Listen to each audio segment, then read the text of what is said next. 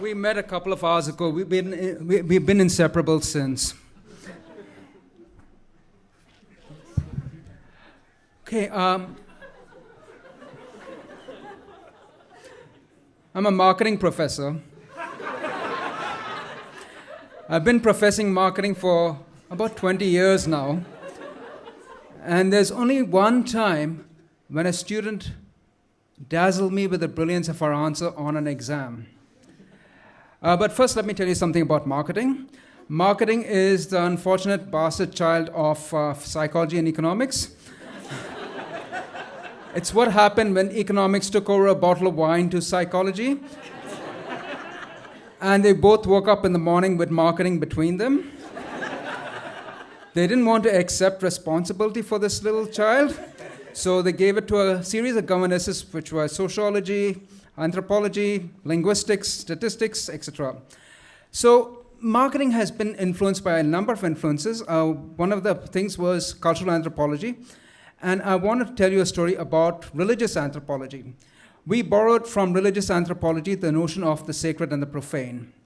How I'd explain it to my students was, I used to be in a relationship with a woman a long time ago, and for her favorite song was Lady in Red by Krista Berg.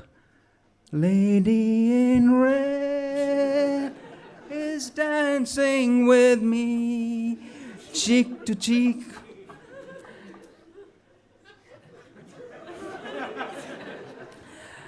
So I couldn't, whenever I heard Lady in Red playing out of the store or something, I'd stop, and it was sacrilegious to move on without listening to the song to the end. The song was sacred to me. It became profane when I found out that she was cheating on me.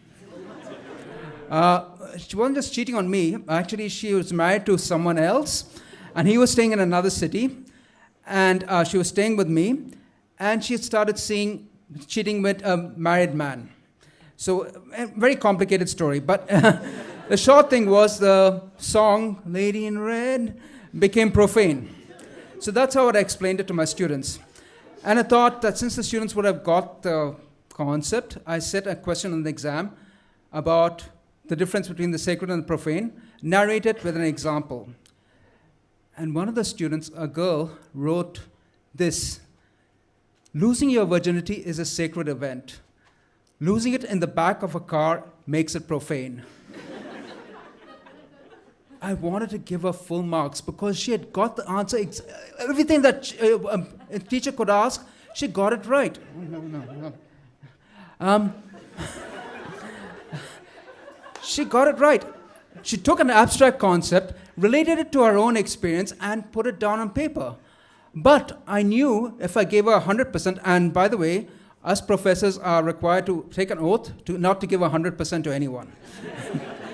The maximum I could give was about 95, but then if I gave her a 95%, the stories would spread throughout that this pervy professor would give you a 95% if you wrote something about losing your virginity. So the next time I would have written a question about, narrate the advertisement that you remember and why, I'd had a lot of students saying, I remember the ad for Kellogg's cornflakes because I was losing my virginity as I saw the ad. So I couldn't handle that. But I wanted to give her 95%. I wanted to give her the maximum mark. She got it right in 10 words. And then I looked at the question again. And the question was, narrate an example which is relevant to marketing. If only she had said, losing your virginity in the back of a BMW sports car is sacred.